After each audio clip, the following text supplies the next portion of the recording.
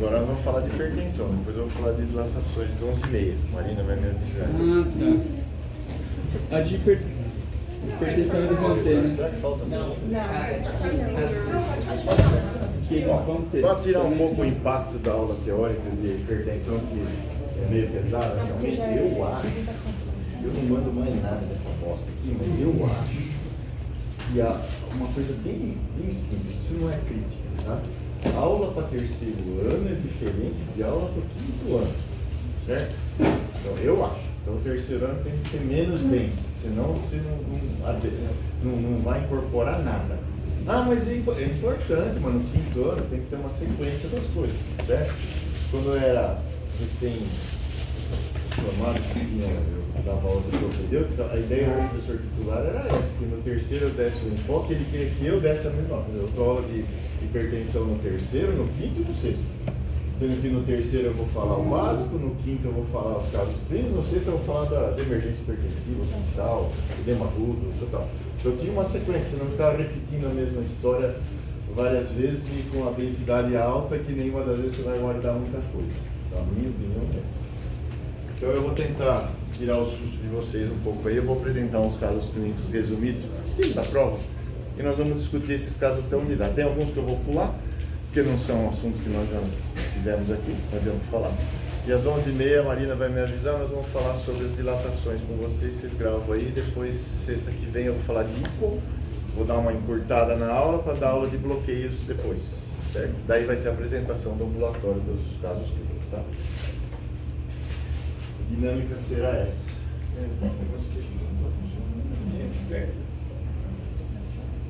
Caso 1. Então vocês vão ler junto comigo aqui e vocês vão me ajudar a responder. Está mais ou menos assim.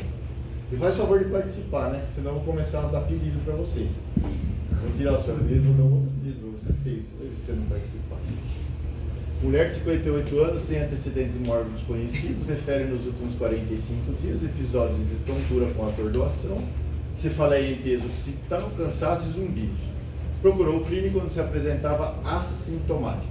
Exame físico, bom estado geral, consciente, contactuante, sem sinais de localização neurológica, eupneica. O que é localização neurológica? Anisocoria, hemiparesia, hemiplegia, uma alteração física, estrabismo, né?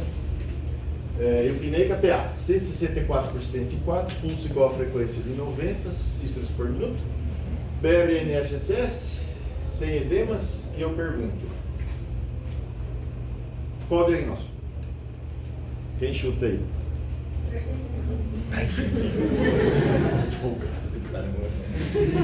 Mas que tipo? O que eu faço com ela? O Mário não falou, olha, eu tenho que saber se é uma urgência ou uma emergência, senão eu mudo de conduta, né? Você tem certeza que ela é hipertensa só com esses dados, Isa? Então eu não podia ficar em dúvida, será que ela é hipertensa mesmo ou ela tem um jaleco branco? Ela tem uma, por exemplo, apareceu essa semana para mim, uma labirintopatia, o paciente passou mal, vomitou, ficou com tontura, ficou na cama, que a cama ia cair, aquela história, né? Daí ele mediu a pressão 15/9. Nossa, minha pressão subiu. Subiu a pressão porque ele ficou lá com medo, ansioso, certo? Então não era a pressão que era a causadora do problema. Então eu fico na dúvida, será que ela é hipertensa mesmo? Ela está assintomática. Lembrando que 40% dos hipertensos são assintomáticos. É aquele que só vai descobrir quando a coisa estiver feia. Peguei outro caso essa semana. O cara chegou com uma insuficiência cardíaca descompensada grave. Ele nega hipertensão, diz que medir a pressão, trabalha numa unidade de saúde. Caramba! E o cara com uma baita hipertrofia do ventrículo esquerdo, uma insuficiência cardíaca grave. E 16/12 de pressão. Você acha que ele era hipertensão?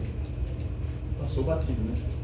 Então o diagnóstico mais provável que seria uma hipertensão descontrolada estágio 2 ou uma hipertensão do jaleco branco. Isso é o dia a dia da gente. Você pega uma pessoa com pressão alta, você nunca viu a pessoa, como é que você vai saber? E como que eu confirmo esse diagnóstico? O que vocês fariam diante dessa paciente? Porque o Mário falou, dá remédio? Não dá remédio? Fala para ela ficar calma, deixa ela lá fora esperando um pouquinho, mede de novo. Vai demorar 60, 90 dias para chegar ao seu mapa, mas pode pedir, lógico, faz parte da rotina, né? Pode pôr um holter. Holter de coração? Ou holter de pressão? É mapa, né? Mas qual que é Mapa é a- holter de pressão. E o que anota? Os dois você pode anotar. E o Holter é para ver o ritmo cardíaco. Pedir para a pessoa, né? Medir a pressão em casa, se ela tem aparelho, PS, farmácia, vizinho. Lembra que o MRPA é um aparelho que você aluga ou compra, você coloca no braço de manhã, ele faz 5 medidas com intervalos fixos, você fica lá, ele faz as medidas para você, à tarde você põe de novo, à noite você põe de novo e leva depois o aparelho lá na clínica e a clínica analisa, que nem uma mapa, só que ela vai analisar só aquelas medidas que você fez ali, isoladas, certo? Eu nunca vi um, não sei nem como é que é. Então o que você faz? Você tem aparelhinho? Mede, tá. A única coisa que eu sugiro é que traga o aparelhinho no dia da consulta. Que daí ela volta no retorno, traz as medidas, eu meço com o meu, meço com o dela, eu vejo se esses aparelhinhos de pulso, que não comentou, eles são um pouco falhos. Esses de braço erram menos. Se forem bem feitas, a técnica for bem feita. O de pulso erra muito, depende da posição do braço da pessoa. Então traga o aparelhinho. E os de pulso geralmente dão uma medida um pouco menor do que a real. Um ponto mais ou menos menor do que a real. Tá? Boa atitude. Enquanto isso, o que você faz? Pede a mapa, pede. Pede a MRPA, se você tiver num serviço que tem, pede. Mas o que você faz enquanto isso? Medica ou não medica? Hã? Quem medica? Você quer medicar por quê? Você ganha desse laboratório para dar remedinho deles? Que é outra coisa que eu não quis falar na aula para não encher o saco do Mário. Essa história de usar 2, 3 remédios, cuidado, hein? Esses caras de laboratório são os traíras. Esses caras são o câncer da medicina, certo? Cuidado. Oh, desculpa, não é assim, mas eles são treinados, os propagandistas não tem culpa, né? Eles são treinados para ir lá vender o peixe e cai quem quer, né? E aí? Vamos, Marina? Eu acho que medica. Por quê? Se ela está assintomática, está sentindo nada. E a pressão está bem. Mas ela sentiu? Ela Aqueles sintomas poderiam ser de hipertensão? poderia. Então esse é um caso que eu tenderia a começar a tratar, apesar de que eu poderia fazer isso aqui também. Mas eu fico 1 mês, 2? Não. Olha, você mede a pressão, daqui 10 dias você anota tudo, tira uma foto, manda no WhatsApp para minha secretária, eu vejo e já resolvo. Mais ou menos isso. Ou se ele já trouxe as medidas que eu falei, eu medi em casa. Seria um paciente já que tem uma experiência com hipertensão. Mas se ele já tem sintomas anteriores, naquele momento não estava. Será que quando ela estivesse mais alta ele estaria sentindo? Então as duas condutas não seriam erradas, mas não 60 dias, tá? Certo? Professor, Fala. se durante a anamnese a gente perceber que o que ela estava sentindo, a pessoa, seria uma secundária, assim, então, tipo, já... Você achou que é uma hipertensão, não aquela genética, secundária a uma doença? Ou talvez foi desencadeado por algum estresse e tal. Sim, que é o jaleco branco. A gente pode pedir para ela ficar um pouco com o Olha, eu meço, depois eu deito o cacete, eu faço eletro, eu vou conversando, eletro normal. Nossa, que bom, né? Começar com o eletro normal e tal. Daí antes de levantar, assim, né? Deixa eu tirar o aparelho aqui, limpo o gel lá. Peraí que eu vou medir pra pessoa deitar. Entendi, tá. Se ela baixou pra caramba, é ansiedade. Se ela manter, não dá pra ter certeza. Tá. É. Entendi. O que não pode nesse caso? O que não pode, Léo? É Léo, né? É. O que você não deveria fazer nesse caso? Tudo bem, dar remédio, medir a pressão e observar, só que se for medir a pressão e observar, você indica médico. Eu já vou falar quais são as médicas para você orientar. Eu acho que você não pode deixar... Nesse caso aqui não é que é proibido fazer, eu vou proibir você de fazer nesse caso. Proibir eu de deixar de falar para mudar alguma questão de alimentação? Não, você manda ele para o pronto-socorro para baixar a pressão porque está alta. Há necessidade? Acho que não. Não, se você quiser dar remédio, começa devagar lá, com IECA, brado, diurético, se você quiser lá. Mas se você for pedir o mapa, ele espera para faz o mapa primeiro. Sim, se você vai pedir mapa, espera. Se você quer resolver tratar, você pode até fazer um mapa depois para ver se deu certo o seu tratamento. Também serve para isso o mapa. Entendeu? Aí vai depender da situação. Eu trataria, porque ela teve sintomas, tá? Então, a medida da pressão ciliar em situações diferentes, realizar mapa RPA para afastar a hipertensão do jaleco branco. É uma conduta. Se confirmar a presença da hipertensão, Afastar causas secundárias, né, pela história, descendentes familiares, exames físicos, exames complementares, classificar o estágio da hipertensão, pesquisar a presença de lesão em órgão-alvo. Cadê o João? Olha lá, João. O que a gente começa? Faz a história, né? O que é normalúria? Você sabe o que é normalúria? Ou isostenúria? É o hábito de urinar normal. Qual que é o hábito de urinar normal? 2/3 de dia, 1/3 à noite, você faz xixi antes de dormir, depois só levanta de manhã e faz xixi de novo, precisa levantar à noite. A urina muda de cor conforme você toma líquidos, ela não tem espuma, não é isso? Não tem sedimento. Então essa é uma normalúria, seria uma isostenúria, né? Uma normalúria. Se você tem doença renal crônica, como é que fica esse ritmo urinário? Ele iguala, o urina perde a capacidade de concentrar. Então ele teria urina igual a cor o dia inteiro, ele urina à noite e de dia também, faz espuma na urina, vai ser clarinha, porque ele não consegue concentrar. Então seria indício de que ele tem lesão renal, você vai checar na creatinina depois, na CKD, né? Que é a fórmula que se usa para calcular o ritmo de filtração glomerular. Pergunta se ele tem falta de ar, examine o ictus dele, uma segunda bula hiperfonética com sopro mitral, pensando numa dilatação do ventrículo, né?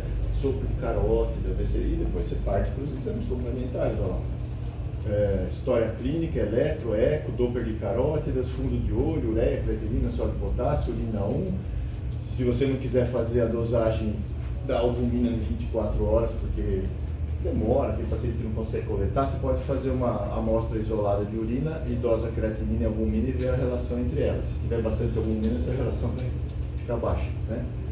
E ultrassom do abdômen se você quiser avaliar os rins. Isso aqui é um resumo do que a gente faz na prática. Se a gente não fica tão caro, os convênios nunca vão olhar feio para você fazer isso aqui, né?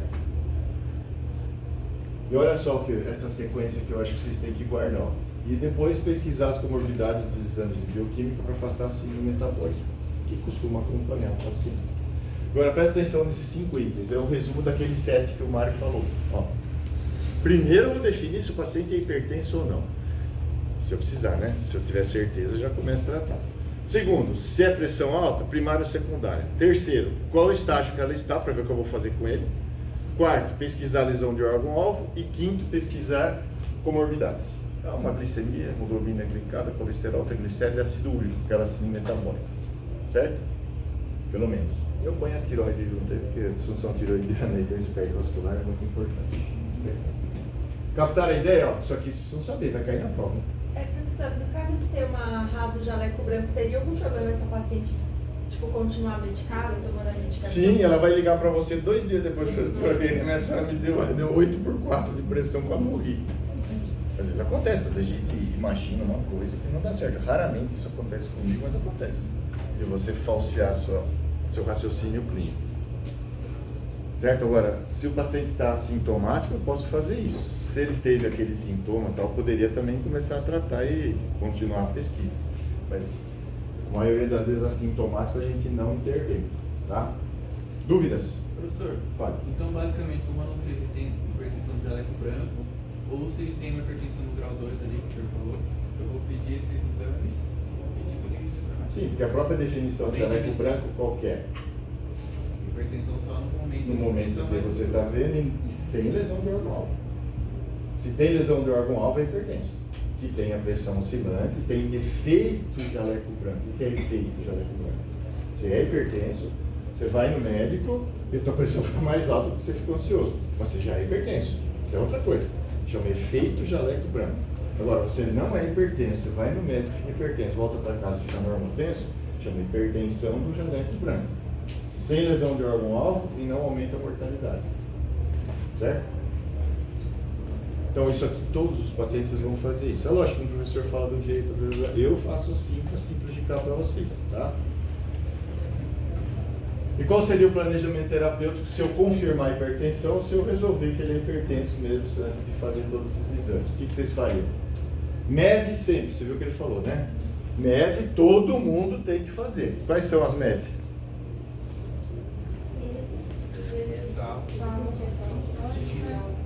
Olha lá, restrição de sódio moderado. Por que moderado? Por que não tirar todo o sódio se o sódio pode ser o causador? Por quê? Por quê? Por quê? Todos os hipertensos são sódio dependentes? Não. 40%. Então eu vou restringir sódio pra caramba de todo mundo? Não. Se eu restringir metade do sódio, se eu restringir totalmente o sódio, muda a evolução da doença dele? Não. Então não há necessidade, nem por tecnicamente falando ou cientificamente falando, nem do ponto de vista de paladar do paciente que vai mudar. Então restrinja moderadamente o sal, 30%, 40% de sal a menos, 50% no máximo, já é suficiente para você controlar, tá? Se ele está magrinho, elegante que nem eu assim, mantenha. Se ele estiver gordinho que nem eu, ele vai ter que reduzir o peso, certo? Você viu que é um xiste, né? É uma gozação, isso que eu falei, né? Os exercícios físicos aeróbicos, não gosto de academia, vai andar, vagabundo, vai andar. Andar é o melhor exercício que tem, qualquer um pode fazer de graça. Se tem perna, é de graça. Se não tem perna, não indica andar, né? Reduzir o estresse emocional, como a Mário não falou, mas o estresse emocional e a hipertensão estão ali, ó. Jaleco branco, vide, né? Jaleco branco. Às vezes eu preciso até ajudar o paciente, dar um remedinho, mandar ele para uma terapia, mandar ele para um psiquiatra, um psicólogo, o que você achar necessário, né?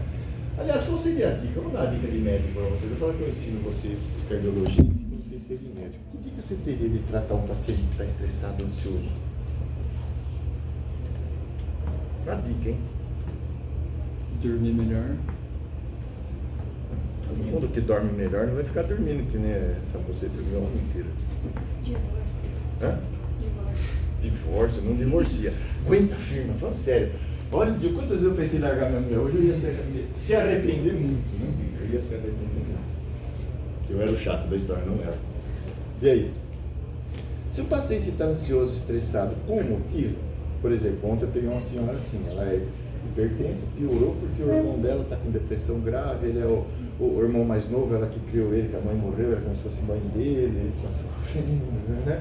E ela ficou ansiosa, a pressão dela subiu. Se você tem um problema grave, você pode medicar o paciente, ajudá-lo de outra maneira. Agora, não é obrigatório, você conversa, dá um apoio, explica e tal.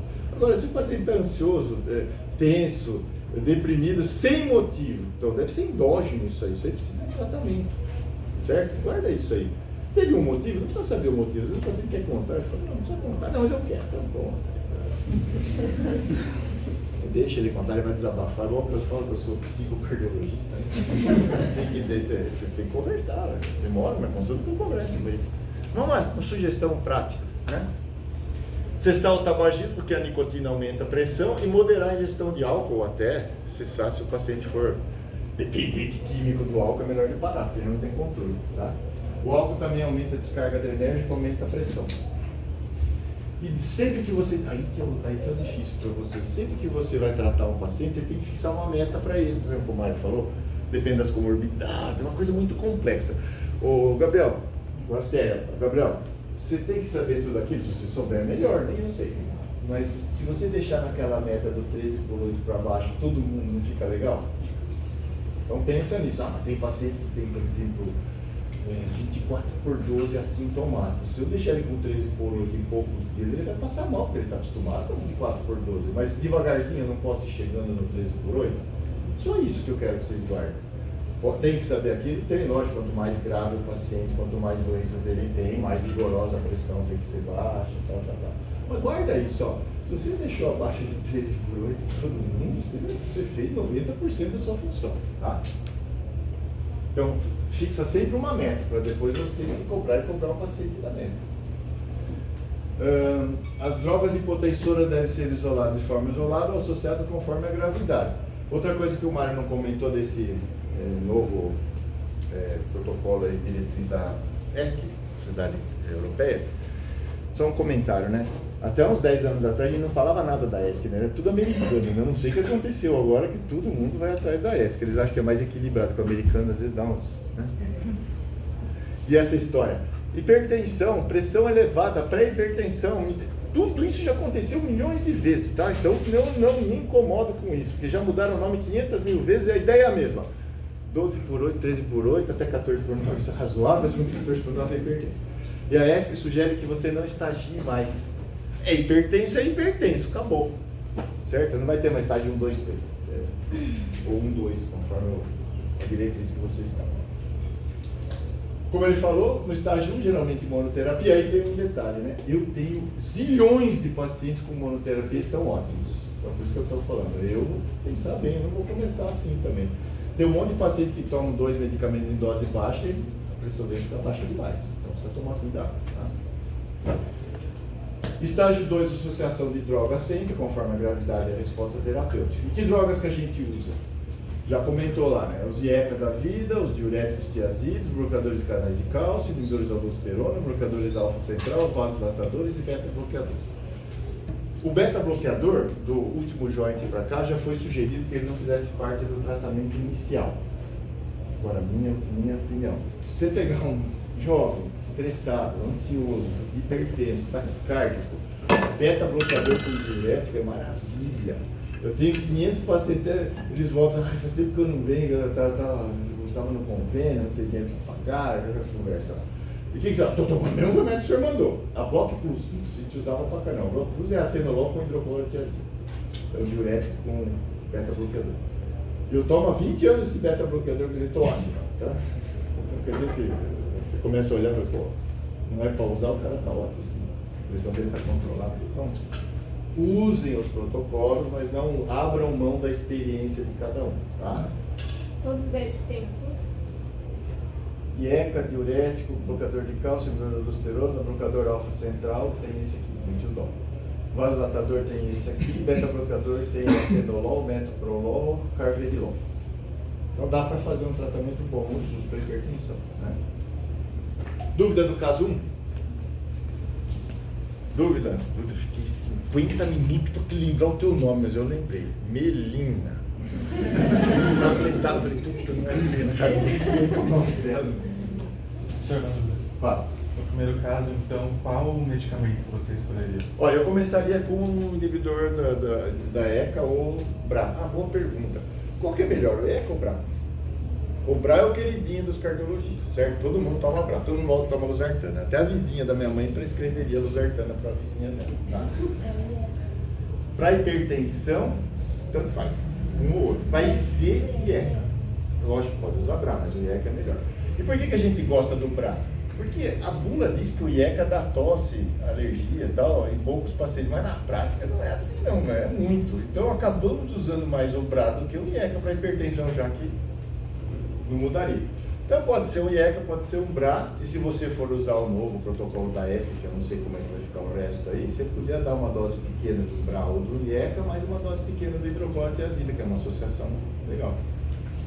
Certo? Por enquanto, monoterapia para casos leves, certo? Mulher de 70 anos, portadora de hipertensão e tratamento irregular há mais de 10 anos, acordou hoje com cefaleia intensa, occipital, intensidade 8 em 10, acompanhada de atordoação, náuseas, palidez e mal-estar. Da geral bom, palidez uma cruz, 182% de 14, frequência cardíaca 96, sem alterações neurológicas. Qual é o diagnóstico provável? Hipertensão? Mas é parecido com aquele anterior? Não. Você vai tratar igual? Aqui é um caso de urgência e emergência, pelo menos, aí? Seria urgência, que é um pouco mais suave, ou seria emergência, que é mais grave? Por que seria emergência? Qual órgão que está sofrendo agudamente aí que você acha? Cérebro. Você acha que a atordoação, náuseas, palidez e mal-estar é uma lesão grave no cérebro?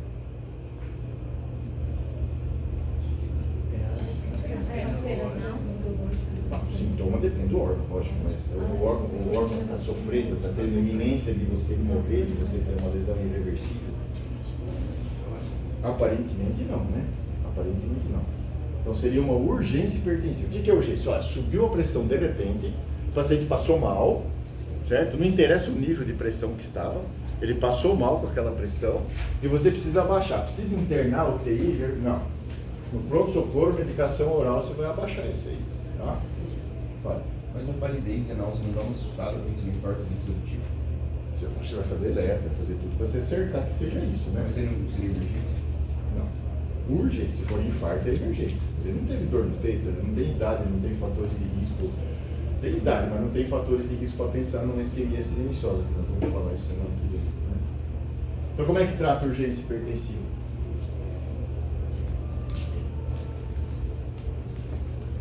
primeiro, né? Desculpa. Como é que eu confirmo que é urgência? Né? Como é que eu confirmo? Peço 843 exames para ele? Caso acho que eu ia uma tomografia. Se você achou que é urgência, que é emergência, sim. Se você falar que achou que é urgência, eu não faria. E para ser emergência, considera-se 120 a mínima, né? Pelo menos. Né? Emergência, lesão de órgão alvo aguda com mínima de 120 Caso gramas. eu ficaria com medo de ser um AVC, alguma coisa, um aneurisma, então eu pediria para o preço. Pode ser que esse paciente até tenha isso que você está falando, mas a clínica dele não é isso. A clínica não é isso. Se tiver rigidez de nuca, sinal de localização neurológica, você pode pensar. Se ele tiver edema de papila no fundo de olho, você pode pensar numa encefalopatia hipertensiva. Mas não é o caso clínico que sugira isso. Pode até ser, mas não é sugestivo disso. Então o diagnóstico é clínico. Inicialmente é clínico, lógico, né? Eu baixei a pressão, o cara continua com dor de cabeça e está com a nuca travada. Então fez uma hemorragia cerebral, no caso dele era uma emergência, não urgência, né? Não há lesão aguda de órgão-alvo, como o paciente está bem, apesar dos sintomas, com a pressão elevada, nós temos grande probabilidade de ser hipertenso mesmo. Né? Quem faz uma urgência hipertensiva, geralmente é hipertenso. Não são todos, né? Que você precisa tratar imediato, a longo prazo. Então, depois de medicada no hospital, a gente faz a mesma sequência, né? Confirma a lesão de órgão-alvo, comorbidade, estadia, se é primário ou secundário, aquela sequência toda que eu falei para vocês. E como é que trata esse paciente? Tem 3 planos para você tratar. Qual que é o plano A?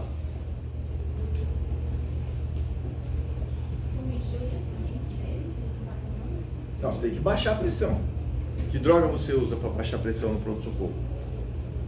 De quem não é emergência.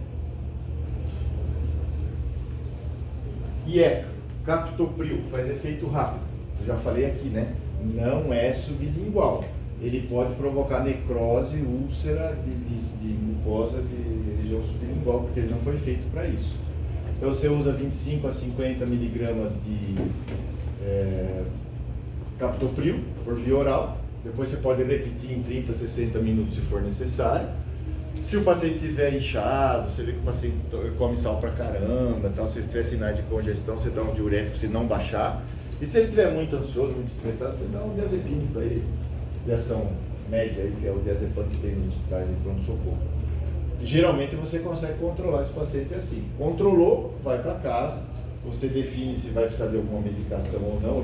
Eu quando trabalhava no pronto-socorro, dava alguma coisa para ele continuar tomando, por quê? Eu dava plantão de sexta, então eu ia lá, sexta-feira, o que aconteceu? Vim segunda com a pressão alta, medicou, melhorou, foi para casa, quarta, piorou de novo a pressão, agora hoje piorou de novo. Daí eu medicava e mandava ele voltar sexta que vem para ter certeza que ficou bom, né? Mesmo sendo pronto-socorro, ele voltava melhor, daí eu achei que valia a pena. Depois eu arrumei um ambulatório para mandar esses pacientes para um ambulatório para não encher meu saco no pronto-socorro, que está cheio de pacientes, né? Não dá para dar atenção no pronto-socorro com um caso crônico, né? Então esse é o plano A. Agora, por favor, eu vejo isso nos pronto-atendimentos da vida, né? O que você tinha? Estava com a pressão alta, foi lá e deu um remédio embaixo da língua, o cretinho deu um remédio embaixo da língua, e a pressão, eu estava com dor de cabeça, ele me deu dipirona na veia para baixar a pressão. Não existe isso. A dipirona é um bloqueador de canais de sódio. Ela abaixa a pressão? Abaixa. Mas ela foi protocolada, testada, estudada para baixar a pressão numa urgência hipertensiva, numa emergência hipertensiva? Não. Quero usar para dor de cabeça. Tudo bem. Mas não é para baixar a pressão. Não fique esperando ela baixar a tua pressão. Tá? O plano B. Amlodipina, olha, não respondeu com captopril. Posso dar uma amlodipina, que é um bloqueador de cálcio potente, via oral, baixa rápido a pressão, bem forte. E o plano C, que é a maravilha dos casos refratários, é a clonidina, que é um bloqueador alfa central parecido com o metildopa. 100 a 200 mg por via oral, geralmente, baixa pra caramba. E se não baixar? Bom, se ele baixar, você manda ele para casa, né? Indica a MEV, associa o medicamento, eu associaria, né? E vai para o ambulatório, manda ele para algum lugar, o BS, para ele continuar acompanhando. E se não baixar? Aí eu vou precisar de droga injetável, vou precisar pesquisar melhor. Geralmente eu vou internar esse paciente, né? E usar medicamento injetável que é para emergência hipertensiva, que é o nitroglicerato de sódio. Falando. Professor, o senhor testou um plano A, aí A gente sabe que não funcionou porque mandou o Não paciente baixou a para pressão. casa e ele voltou. É Ou isso. no mesmo dia, ele tá lá, não consegue abaixar a pressão dele. Mas você deixa Se ele foi e voltou, começa com o plano A de novo. Mas você segura ele lá tantas Fica umas horas, horinhas lá, até umas você- 4 horas, ele vai pro Pelo plano. menos, vai ter que urinar, vou medir a pressão outras vezes. Entendi. Ah, não baixou? Eu dou outra droga. Não baixou, eu dou. Só que toma cuidado, né? Você foi associando medicamentos. Você deu diurético. O cara espolhou o sódio, espolhou o volume. Urinou 4, 5 vezes. Se você der um vasodilatador muito potente, como o caso da clonidina, você corre o risco de fazer uma queda de pressão exagerada. Certo? Então, cuidado. Faça tudo com cuidado. E não manda o cara embora sem medir a pressão em pé. Porque se o cara está deitado 12 por 8, ó, você pode ir para casa. O cara levanta e cai no corredor. Cuidado. Não usa mais nifedipina sublingual? Puta, era a maravilha do universo, mas eles achavam que baixava muito a pressão, tiraram e puseram o captopril no lugar. E a nifedipina era sublingual. Você de uma cápsula, você furava ela, punha umas gotinhas debaixo da língua, nossa senhora, uma cápsula gel, não tem.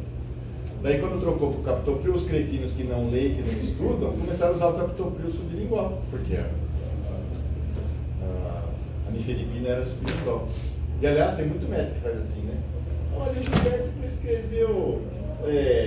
Gilberto prescreveu laxante via retal. Acho que é coisa nova, o Gilberto estudioso, eu vou prescrever também laxante via retal. Você aplica o laxante no fiantão lá e vê se funciona no intestino. Calma, pessoal, vai estudar, vai ver o Gilberto já saiu um estudo novo aí e tal, protocolo, legal, então vamos estudar, vamos ver, ué. Tá vendo a orelhada? Orelhada é só o orelhudo que usa. Professor, na emergência, usa o hidroxato? Eu vou falar pra você. Você é muito ansiosa. Você é hipertensa? Acho que não. Posso estar sintomático. Dúvidas?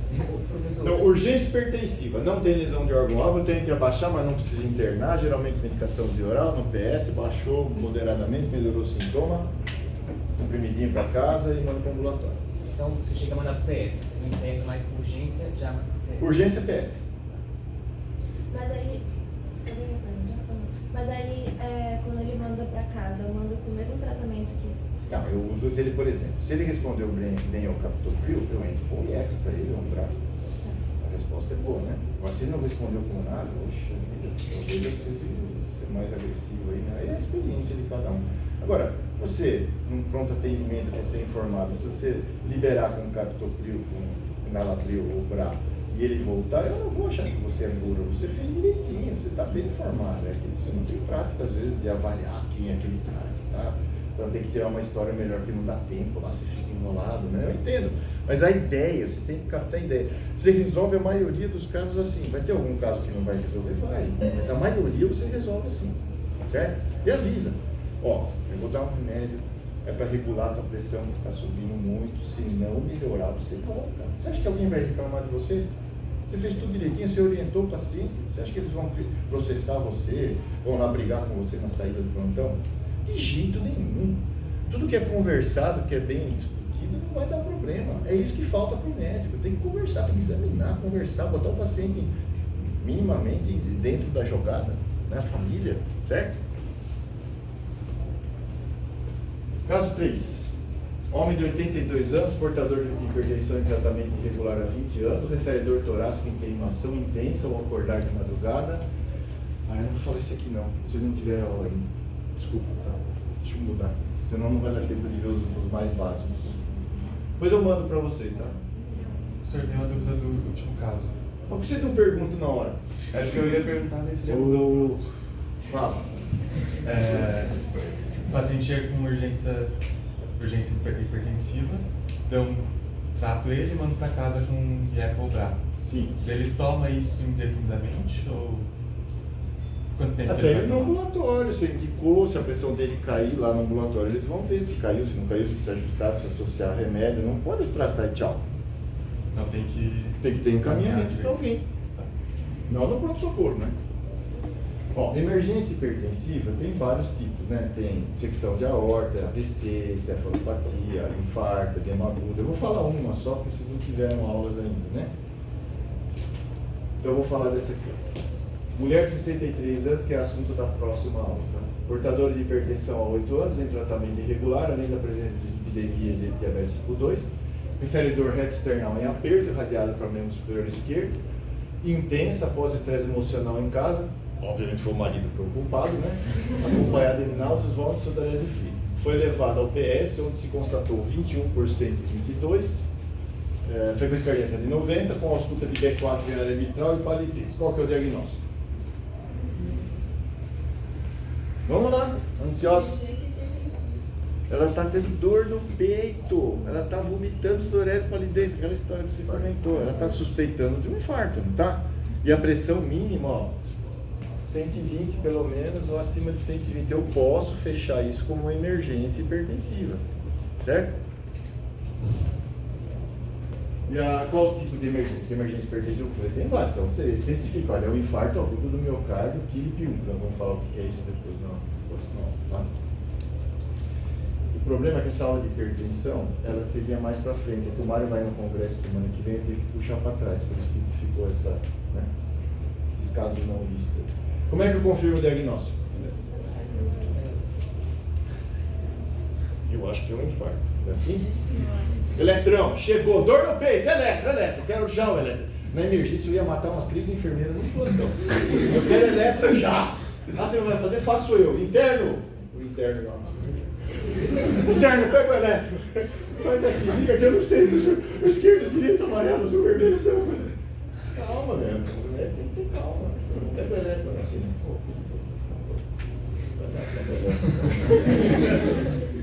Você tem que ser rápido, porque você tem que definir a conduta, certo? Então, como que eu confirmo? Eletro, tá bom. Eu quero fazer uma troponina para ter certeza do tracensível. Você pode, né, na chegada, tá? Sem problema. Mas o elétrico vai definir a conduta. Se ele infartou ou não, o elétrico vai definir o que você vai fazer com ele. O que eu ia falar?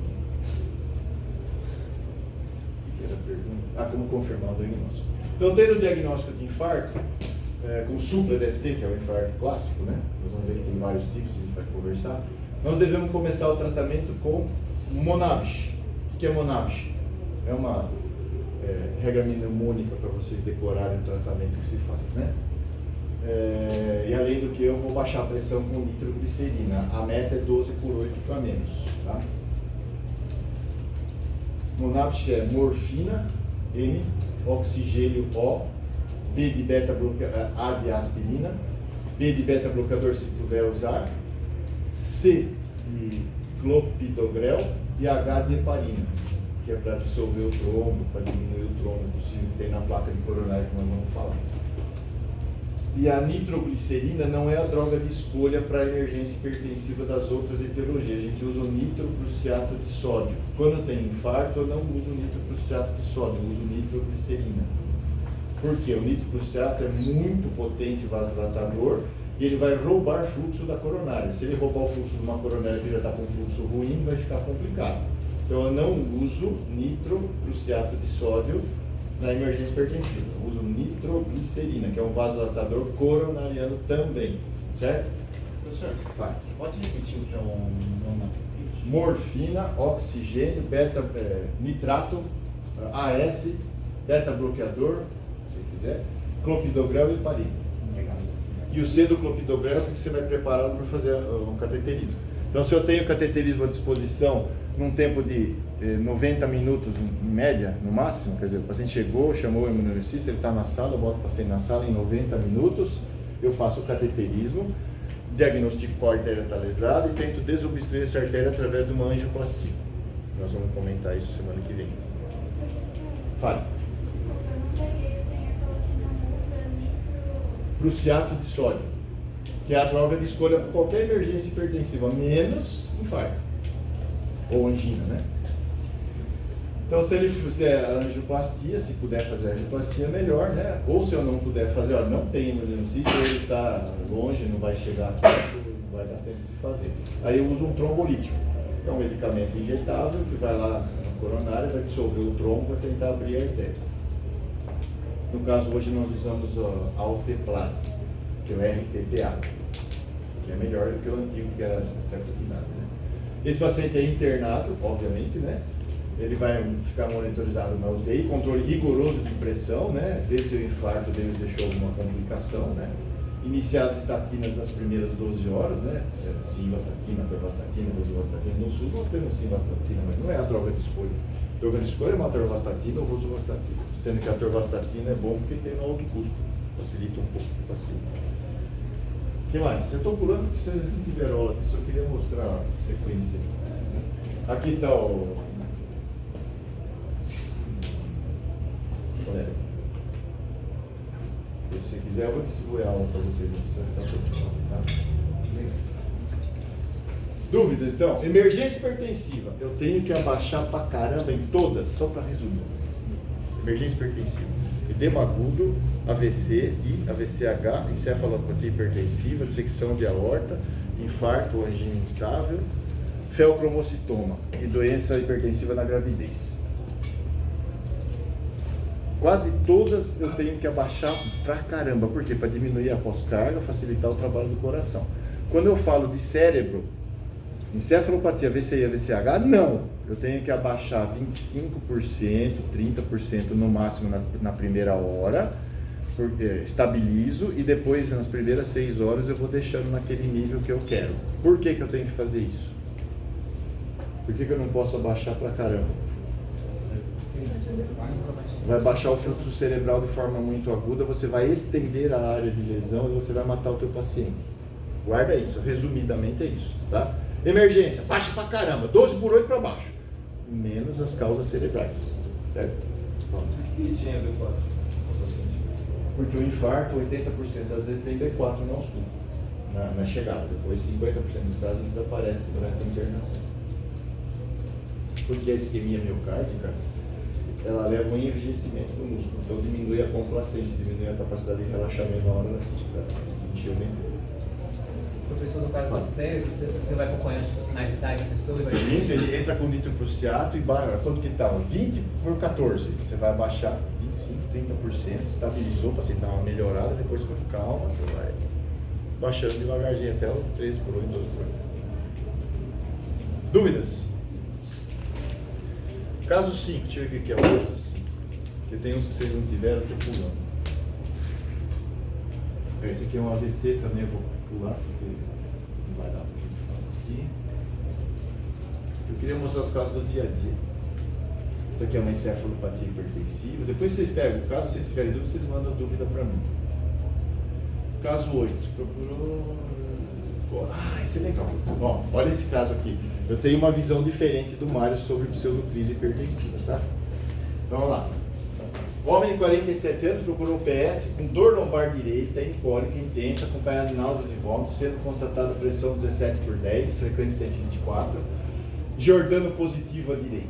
Foi diagnosticado com cólica renal, elevação da pressão por causa da dor intensa, sendo medicado com Buscopan composto EV, obtendo melhora da dor, e nova medida da pressão mostrou níveis normais de 13/9.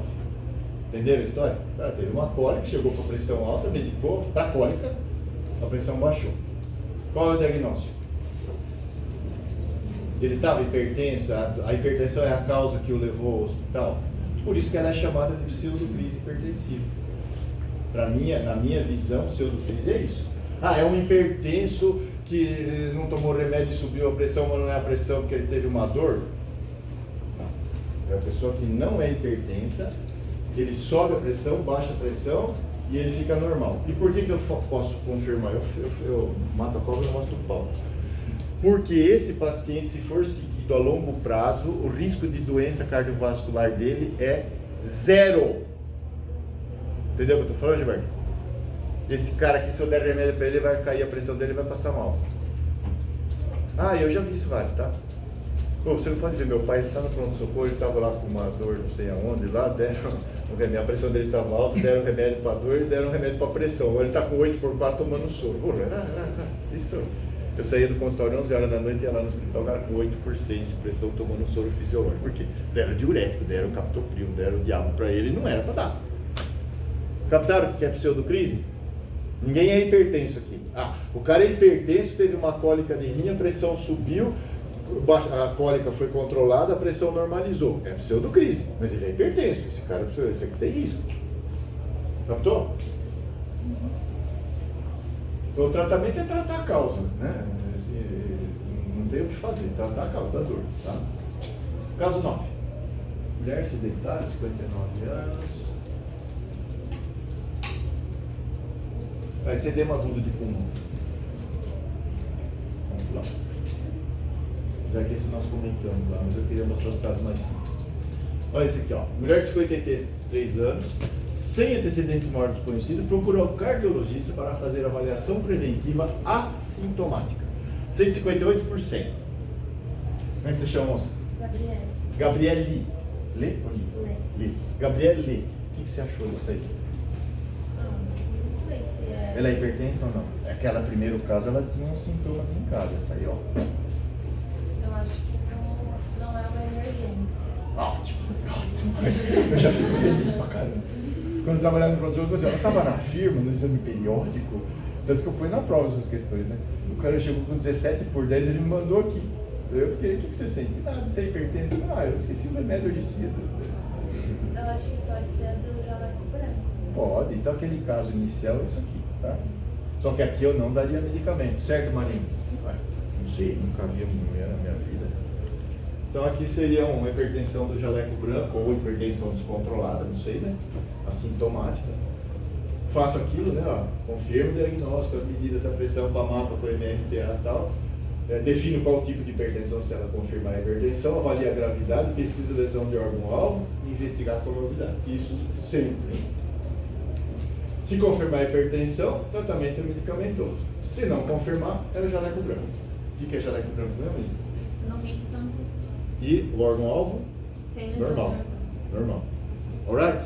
Vai. Então, professora, aí nessa situação que a gente, ela não tem sintomas, a gente tipo, dá algum medicamento? MEV, não dá nada. É, aí a gente- MEV para todos. Mas aí nesse caso, tipo, a gente pede um mapa que você sempre. Pede tudo. E aí depois. Depois você resolve. Entendi. MEV, mudança de estilo de vida. Quais são as mudanças? Sal, exercício, peso, estresse, cachaça e cigarro.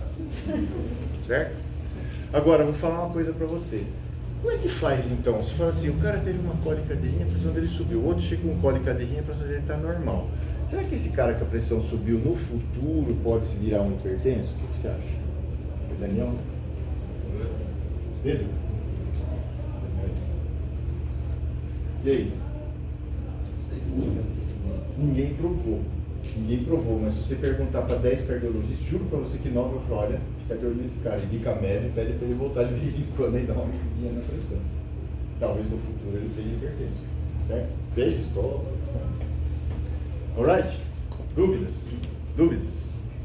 Desculpa que eu estou indo assim, que eu queria ver bastante casos, tá? Depois vocês tiram a dúvida comigo. 62 anos, portador de hipertensão, tratamento irregular, com alodipina ou mesartana, são 2 remédios bem potentes, né? Prefere cefaleia, cansaço ao andar e dispneia há 2 meses. Procurou o cardiologista, constatou 13 por 8, 76 de frequência cardíaca e deu uma hipertrofia no eletro, hipertrofia de ventrículo esquerdo. Qual que é o diagnóstico? Vocês sabem. Ciência cardíaca. Miocardiopatia por hipertensão. Sistólico ou diastólico? Com esses dados aqui eu não consigo dizer se é fração de ejeção reduzida ou preservada. Pode ser as duas, né? Não tem dados aí para eu resolver. Numa prova eu vou colocar um caso resumido, mas eu vou dar umas dicas para vocês. Geralmente eu dou as dicas, certo? E se eu não der as dicas? Você põe interrogado. Reduzida ou preservada, interrogado.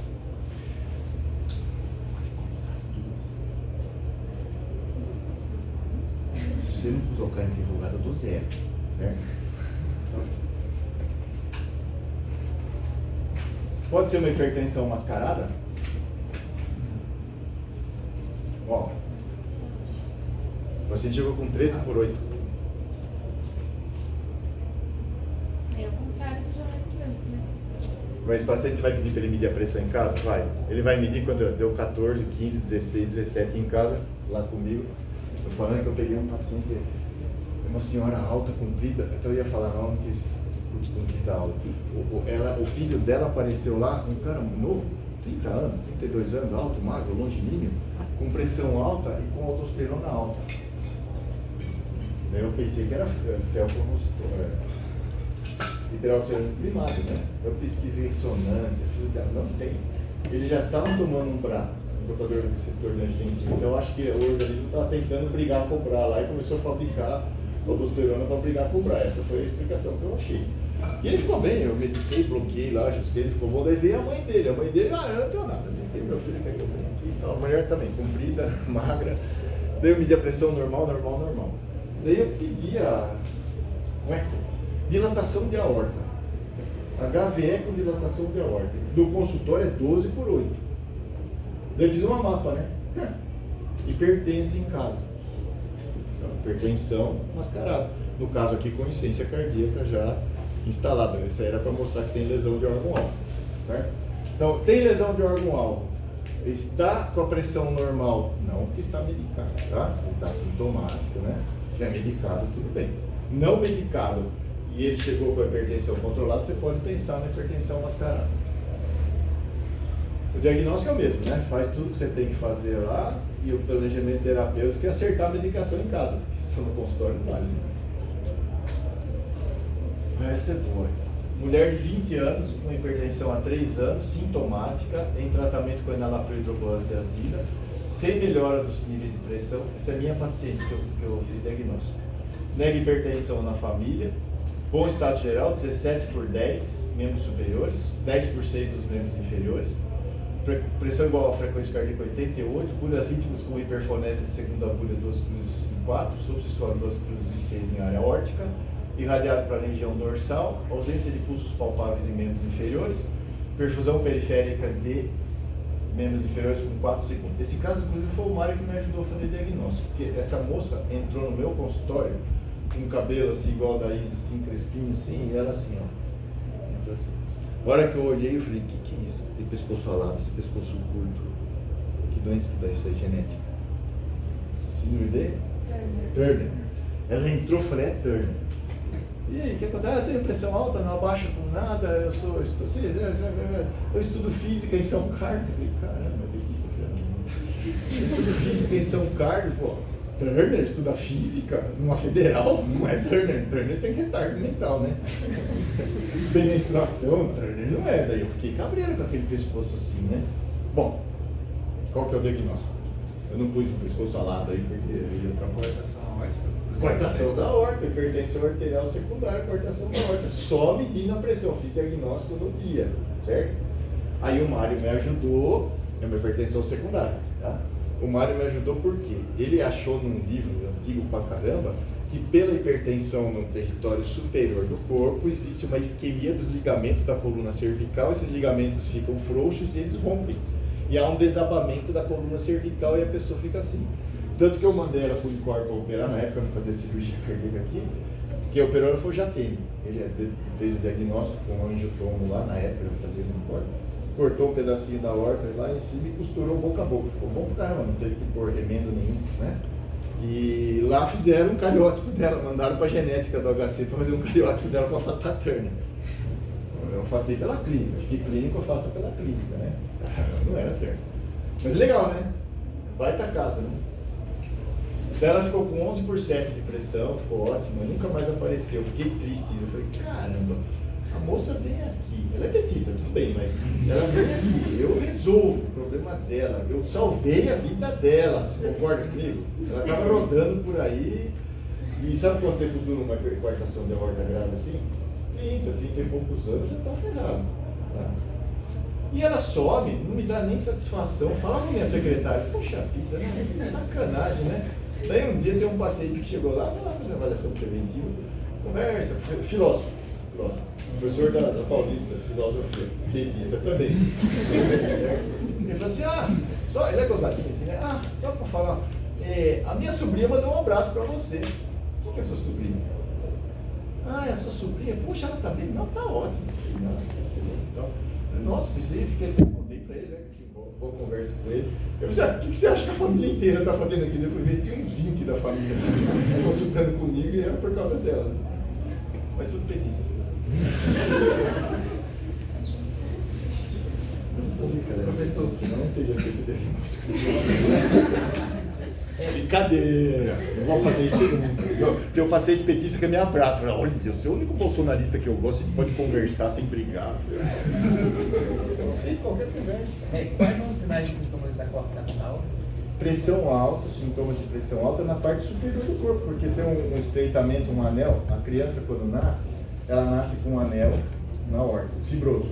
Ela cresce e aquele anel não cresce. Então a aorta cresce, mas aquele anel não deixa naquele local crescer.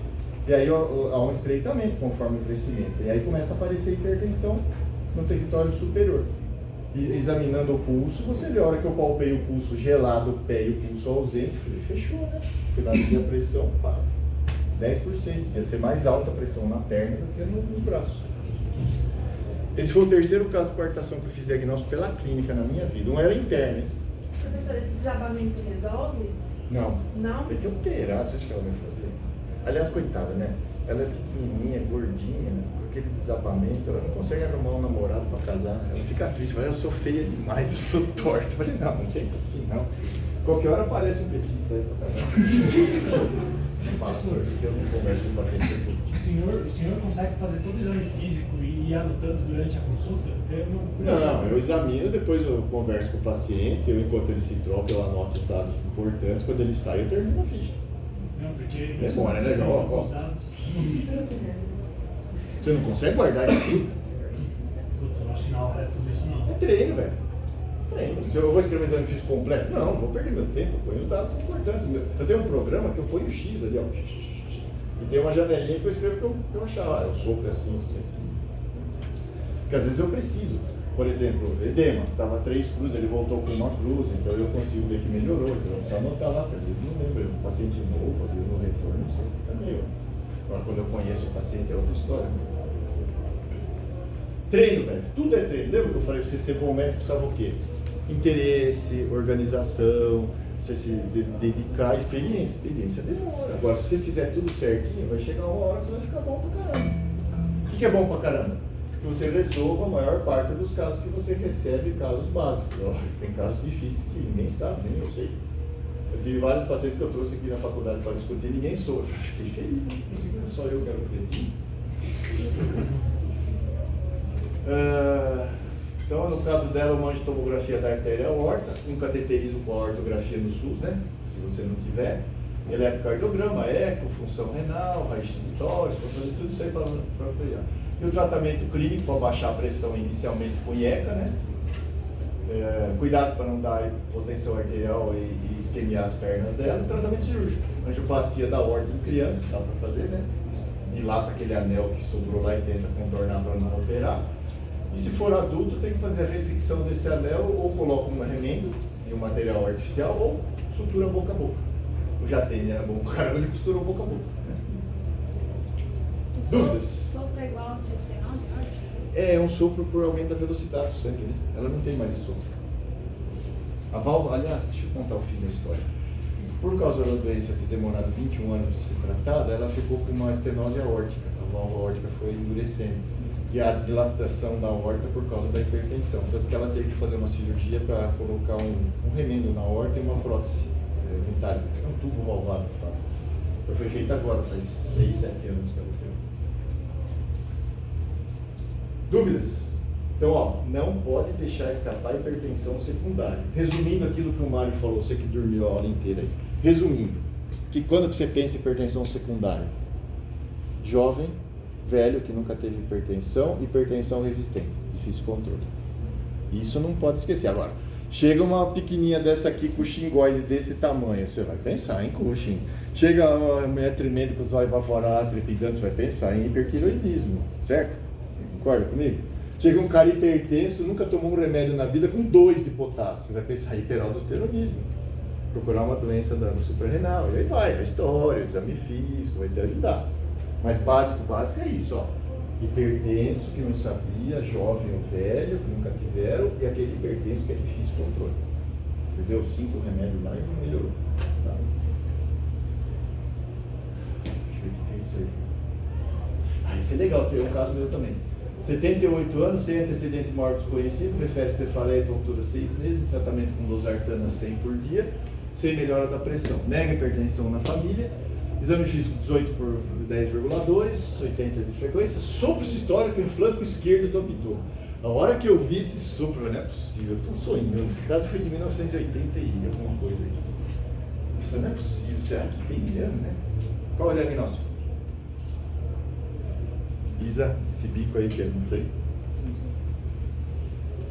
Qual é o diagnóstico? Chuta.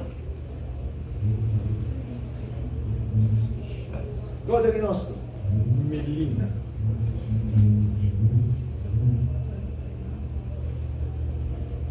O Mário comentou por cima, mas é uma das causas mais frequentes de hipertensão secundária. É a estenose da artéria renal num lado só. Então tem estenose, dá um fluxo diminuído naquele rim. O rim reconhece com baixo fluxo, o sistema renina tem aldosterona, se o cara fica hipertenso. Todo mundo tem sopro? Nem sempre. Mas se tiver o sopro, se é um magrinho, né? Vai pegar um cara com abdômen desse tamanho e falar, não tem sopro. Não dá, né? Então o diagnóstico é uma hipertensão secundária, estenose da artéria renal. Diagnóstico. Mesma sequência, ó. Confirma o diagnóstico, né? Faz exame para confirmar, pede um Doppler de artéria renal, um angiotomo de artéria renal, né? Define qual tipo no caso secundário, avaliar a gravidade, pesquisar a lesão de órgão-alvo e investigar comorbidades. Ultrassom de abdômen com Doppler das artérias, né? Angiotomo das artérias renais, se você puder. Angiorressonância das artérias renais, se você puder. Pesquisa a função renal. Dosagem de renina sérica ajuda? Ajuda? Ajuda? Se eu dosar renina no sangue, ajuda? Ajuda. Mas tem hipertenso que não tem estenose da artéria renal e tem renina alta, que eu contei aí, o rapaz aí da aldosterona alta, tem. Então não faz diagnóstico. Aí se eu colher na veia renal, eu passo um catéter pela veia femoral, vou lá até a artéria renal, colho de um rim e colho do outro rim. Aí sim, aí um rim vai dar renina alta e o outro vai dar normal. Mas você viu fazer isso? Eu nunca vi. A gente faz os outros exames, né? A dosagem da renina é opcional, mas não vai resolver. Eletro de repouso, eco, teste do captopril, legal, né? Quando saiu essa história do captopril, se o cara tem uma baita hipertensão secundária por excesso de IECA, né? Excesso de enzima conversora, eu vou bloquear essa enzima a pressão baixa. Então você dava 25, 50 miligramas pro cara, deitava lá, em 40 minutos a pressão dele, ó. Então você podia pensar pelo teste do captopril, que se quiser fazer, pode fazer também. É interessante, mas não é patologia, não fecha o diagnóstico, certo? E como é que trata isso? Bloqueia o sistema renino de aldosterona e angioplastia da artéria renal. Como faz do coração? Tá? Dúvidas? Vou fazer esses dois casos rapidinho para vocês verem que existe, tá? São casos meus. Casos que eu fiz diagnóstico com propedêutica, história, exame físico. Ah, mas tem casos que eu não consigo. Tudo bem. História, exame físico, você resolve, você encaminha o seu caso para definição. Alright? Vou falar isso todo dia, falo isso todo dia. História, exame físico, resolvem o seu problema. Pode ser especialidade que você quiser.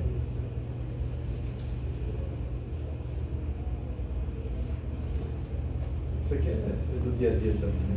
30 anos, assintomático, durante exame médico de rotina, apresentou 14/9. Frequência 80 e IMC 26. Refere que o pai descobriu hipertensão aos 65 anos. E aí? Primeiro lugar, ele tem hipertensão ou não? Com 14/9 no dia da consulta. Conheço o paciente, então aquela medida sempre, né? Conversa, relaxa, mete a pressão depois, pede drene de fora, orienta a média, pesquisa algumas, né? Será que ele tem comorbidades, o pai dele tem, não tem, pesquisa na família. Tudo com calma, certo? No caso aí, 14/9 está naquele de hipertensão elevada que o Mário falou. Hipertensão elevada a gente trata? Ele não falou, né? Se trata de hipertensão elevada? Sim, não é o caso. Eu tive 18/11,5, porque eu estressei com os internos lá no São Vicente. 30 anos atrás. Hoje é 11%. Certo, eu sou atleta. 11%. Mudança de estilo de vida. E aí, menino? Trata ou não trata essa pirosca aí? Vou dar uma. Vocês aprendem, vocês são alunos interessados. Toda resposta que você dá, você fala assim, depende. Já falei isso, né? Depende. O cara que está perguntando, ele já, opa, peraí que essa moça tem conteúdo. Essa pessoa tem conteúdo. No caso, depende mesmo, né? Se ele tiver lesão de órgão-alvo, você trata? E se ele não tiver lesão de órgão-alvo? Medir pressão, mapa, ver, tal. Se ele tiver MEV, se continuar alto, trata. Olha como é simples, aquela, tudo que o Mário falou, não é mais simples assim? História, exame físico, bom senso. Não vai pegar uma emergência hipertensiva para medir pressão em casa e voltar semana que vem que ele morre. Não vai mandar esse homem para o pronto-socorro porque ele está com 14/9, por favor. Usa o bom senso. Então aquela primeira pergunta desse que o Mário falou, que é da Sociedade de Cardiologia, é básica. É urgência, emergência ou não? Não é? Se é, pronto-socorro. Alright? Oi. No caso de ser, por exemplo, uma raça primária, de origem primária, a gente... Que 95% ou mais das vezes é, né? A gente começa sempre com MEV ou a gente já vai para o medicamento? Foi o que eu falei, MEV sempre. Agora, se você fizer novas medidas e estiverem acima daquela meta que você estabeleceu, usa medicamento. Se não ficou acima da meta, só MEV deve resolver acompanhar o paciente. Remédio se você confirmar que ela está alta. Confirmar como? Várias medidas, mapa, MRPA, lesão de órgão-alvo. Então pode ser hipertensão, pode ser jaleco branco, né? Faz a mesma sequência. Vai lá medir, avalia a gravidade, pesquisa lesão de órgão-alvo, né? Vê se a comorbidade, se tiver normal, confirmada, deve ser jaleco branco, tranquilo, né? Ou hipertensão, pressão elevada, né? Que o Mário falou, 14/9, né? Se estiver acima do normal, confirmando o diagnóstico de hipertensão, ele deve iniciar tratamento. Tratamento sempre com a MEV e começar com um medicamento ou dois, né? Que o Mário está comentando. O OMS sugere tiazídico. Eu não gosto de usar tiazídico isolado. Alguns pacientes usam, mas não gosto. E é cobrar sempre a preferência e outra coisa, né? Não sei se vocês prestaram atenção. Quais são as contraindicações de ECA? Quais são? São 3 básicas. Quais são? Para decorar. Pode escrever aí. Quais são as contraindicações de ECA? Alergia e ECA. O cara usou, teve tosse, né? Segunda. Gravidez. Terceira. Insuficiência renal. E tem uma quarta que você quiser colocar, pode colocar. É hipertensão renovascular bilateral, olha só, né? Com o rim funcionando demais. Com o rim funcionando demais, desculpa. Que é raro, eu nunca vi na minha vida. Então deixa essas 3 aí, tá bom. Qual a chance de você errar, Isa? De você falar, eu dei um IECA pro cara. Qual a chance de você errar? Ele voltar tossindo. Você dá um brá. Por isso que os caras usam o brá, entendeu? Dá o brá para se livrar do livro. Mas a senhora tá grávida? Não. Eu sou homossexual, eu não fico grávida. É ótimo, então nós podemos usar o IECA ou o brá para você. A senhora tem pressão alta, antiga? Não. Não tem estenose de artéria renal. As suas aminas, né? Eles têm suco.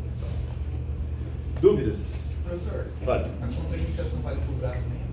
Sobre? Ah, sim. Tudo que eu falo de ECA vale BRA. BRA é xarope. Você usa quando tem tosse. Teoricamente era essa a ideia. Tá? No caso da IC, então, fantástico. É IECA primeiro. Teve tosse, BRA. Hipertensão? Tanto faz. Fale. Qual que é o nome daquela parte que é Estenose de artéria renal bilateral com rim que funciona mais ou menos do que o outro, assimétrica a lesão. Você vai tratar uma, você piora a outra. Entendeu? Professor, o senhor não usa o diurético porque... Sozinho? É. Eu acho que ele é pouco eficiente, né? Ele é pouco eficiente. O diurético é legal na associação, porque você dá uma dose pequena, não expolia potássio, não dá cãibra, não dá outros sintomas colaterais, e ele aumenta o efeito de qualquer droga que você use, menos bloqueador de cálcio. Qualquer droga que você use um pouquinho, 12,5 mg de hidroclorotiazida, que é uma dose baixíssima, você aumenta o efeito do remédio assim. Mas pode usar, não é? Por exemplo, você pega uma senhora perimenopausa, gordinha, edemaciada, com 15/9,5. Você pode até, se ela tem edema, dar um diuréticozinho para ela, né? Diuréticozinho é hidroclorotiazida, indapamida, né? E diuréticozão, furosemida. Certo? Dúvidas? Vai perguntando, né? Vocês têm tempo aí. Eu corri um pouco, não deu tempo de ver todos. Acho que mais um. Acabou. Dúvidas? Senão nós vamos falar para outro assunto. Pessoal, então resumindo, usa o bom senso. Se tiver emergência, hospital. Se não tiver emergência, você cuida. Como? Se tem órgão-alvo lesado na tua cara ali, trata. Se não tem órgão lesado, você vai procurar e vai orientar a MEV e medir pressão. Certo? Vou contar um caso para você imaginar. Assintomático, 40 anos. 30 por 18, porque eu não tinha no signo, não dá mais que 30, certo? E aí?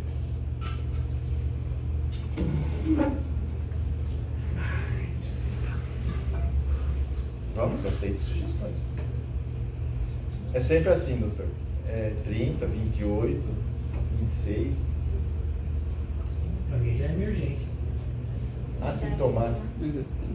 Você manda ele para emergência, liga ali pro ciato dele, deixa ele com 14 por 8, ele morre, porque ele não está acostumado com 14 por 8. Ô João, você não aprendeu nada que eu falei, né? Caramba.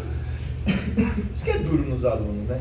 Eu tento condensar, você viu que a minha aula é mais condensada, eu dou as dicas, eu falo as práticas, porque eu sei que o assunto teórico é muito extenso, vocês não vão aprender rápido assim. Então tem que ter aquele, ó, o que eu tenho que guardar dessa aula? É isso aí, ó.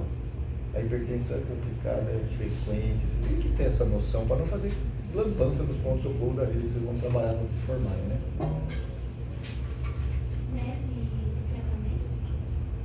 Neve sempre, né? Vamos dar remédio? Vamos, né? Se ele falou que é sempre assim a pressão dele, mas que tipo de hipertensão é essa? Daí você começa a tratar o freguês, não abaixa com nada, você dá 200 remédios, é resistente, a creatinina já fora do padrão, uma HVE no eletro. Secundária pode ser? Pesquisar secundária. O cara novo, nunca teve nada. Mas existe uma situação clínica que chama hipertensão acelerada. Antigamente chamava hipertensão maligna. Eu estou falando todos os tipos, eu devia ter colocado o caso aqui, vou acrescentar para a próxima. A hipertensão acelerada é o paciente que começa a ficar hipertenso, níveis muito altos, não responde a nada, em curto espaço de tempo órgãos-alvos vão ser lesados e ele vai morrer precocemente. Hipertensão acelerada hoje, ou hipertensão maligna. A gente usa maligna porque dá a sensação de que ela vai morrer amanhã, depois da manhã. Tratamento. Complexo, encher o cara de remédio com calma e baixando devagarzinho até chegar num nível razoável. O resto da vida. Eu já peguei paciente assim, paciente jovem, 30 e poucos anos, com um coração desse tamanho, 18, 20, 25 de pressão, bem, na pressão também, adaptado a ela, só que com lesão de órgão-alvo, creatinina alterada. Se regular, melhor. Geralmente são jovens. Se regular, melhorar. Se você conseguir baixar, sim. Aí que vem aquelas táticas que o Mário falou no fim lá, né? A denervação renal. Nesse caso seria interessante, ele não responde a nada. A denervação, você vai diminuir a ativação do simpático sobre o rim e você vai dar uma diminuída nas reações do organismo em relação à pressão alta. No caso, bloquear o sistema renina-angiotensina-pulserona de forma mecânica. Né? Alguns casos responde, alguns casos não. Mas aí é tentativa heróica, né? Professor, quanto tempo demora para esses exames para você ver se tem lesão de órgão-alvo? Esse básico que eu fiz é rápido, né? Você pede um elétrico, pede na hora lá, peço uma creatinina e um doppler de carótido. Agora, deu alterado, eu peço urina 1, proteinúria, eu não faço todos de uma vez, né? Mas devagar, tem paciente que paga os exames, porque eles exames é necessário. O paciente desse, por exemplo, daria para deixar ele de observação, nem quando você vê o quadro dele ou... Você diz no consultório ou no pronto-socorro? Pensei no pronto-socorro. Não, no pronto-socorro, você viu que o caso é mais grave, a gente dosa lá, você faz um eletro lá, que a gente sugeriu, faz uma creatinina, mas o diagnóstico de urgência hipertensiva ou emergência clínica. Não seria, não se enquadraria nesse caso. Eu acho que tem paciente que precisa de mais cuidado do que outros, né? Mas você tem que convencer ele a se cuidar, né? Cuida aí. Tanto que eu dava plantão e eu vi esses casos largados assim, caramba, o que eu vou fazer? Daí o meu colega de plantão tinha sido meu professor, daí ele falou, conversa com a dona Glória lá, a dona Glória era chefe do PS lá, não era médica, era burocrata, ele que arrumava os médicos para dar plantão. Faz um ambulatório, daí você pega esses casos, manda para lá, você fica conhecido e você ganha um dinheirinho, era uma micharia, vai ganhar. Deu certo, porque depois lotou tanto que não dava mais para atender, né? Por falta dos colegas fazerem direito, né? Quem pergunta? Mesmo com esses níveis de pressão, não chamam de urgência? Não, urgência tem que ter sintoma. Sintoma. E emergência tem que ter lesão aguda de órgão-alvo. Guarda isso. Às vezes dá dúvida se tem lesão aguda ou não dá. Ficou na dúvida. Poderia ser uma encefalopatia hipertensiva, que eu pulei aí. O que é encefalopatia? A pressão sobe muito rápido, promove uma alteração de permeabilidade das artérias do cérebro e é um edema cerebral. E a pessoa apaga, sono, vômito em jato, e não tem hemiparesia, hemiplegia, não é AVC. Você acaba fazendo tomografia, lógico. Mas o exame, o diagnóstico é clínico. Fundo de olho, na sala de emergência, fundo de olho. Tem lá edema de papila, fechou. Emergência hipertensiva, nível crucial de sódio, baixa 30%, 25%, depois vai atrás. Certo? E no AVC que eu pulei aí, seria isso, né? Tem a plegia, paresia, que desde nuca, sinal de hemorragia subaracnoide, depende do caso. E a dissecção de aorta, vocês vão ter aula, disseca a artéria e uma das pernas, um dos braços fica sem fluxo. Seria um diagnóstico fácil quando acontece isso. Dúvidas? São dúvidas? Fiquei pensando de que forma o AVC faz a hipertensão. Na minha cabeça era para ser o contrário. Né? O que você perguntou? De que, não entendi, provavelmente entendi errado então. Por que um AVC causaria emergência hipertensiva? Não causaria. Né? O AVC é a manifestação da emergência hipertensiva. Aliás, boa pergunta. Qual é a fisiopatologia do AVC na emergência hipertensiva? Vai pensando. TPM. Se você falar o que eu falei quando eu era aluno, eu vou tirar sal, porque eu falei uma baita de um absurdo. Eu era aluno, estava no quinto ano. Não, isquêmico. Vasoconstrição de artéria. Eu falei isso, deve uma puta gozação. O professor tirou sarro de mim e falou, mas você falando isso, você não é um aluno qualquer, você é um aluno diferenciado, você é um absurdo isso. Não existe vasoconstrição no cérebro praticamente. Raramente acontece, porque as artérias cerebrais são protegidas. Já pensou se qualquer coisa as artérias do cérebro fechassem? A gente está ferrado, né? Não dá. Então a explicação é essa, ó. Quando você faz uma emergência hipertensiva, você fecha tanto as arteríolas periféricas, por causa da pressão, ela fecha e o fluxo de sangue diminui. E as artérias do cérebro não fecham, elas ficam abertas. Então eu preciso encher o leito vascular cerebral. E com o fluxo menor, porque as artérias estão fechadas, eu não consigo perfundir o cérebro. Então, mesmo que eu não tenha placa de gordura nas carótidas ou nas cerebrais, eu vou fazer um desequilíbrio de oferta e consumo de oxigênio e faço a isquemia.